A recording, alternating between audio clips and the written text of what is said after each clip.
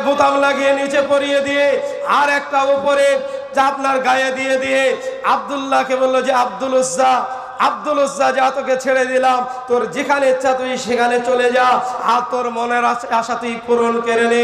দোস্ত বুজুর্গ আজিজ, সে আব্দুল উজ্জা ছাড়া পেয়ে উস্কো খুস্কো আপনার চুল নিয়ে আর আপনার জরজীর্ণ চেহারা নিয়ে সুজা মদিনাতে এসে ভোরবেলায় পৌঁছে গেলেন। রাসূল করিম সাল্লাল্লাহু আলাইহি সাল্লাম ফজরের নামাজের টাইমে মদিনায় মসজিদে যখন ঢুকলেন, ঢোকার পরে দেখলেন যে এরকম একজন চেহারার মানুষ। জিজ্ঞাসা করলেন, তুমি কে, তোমার পরিচয় কি?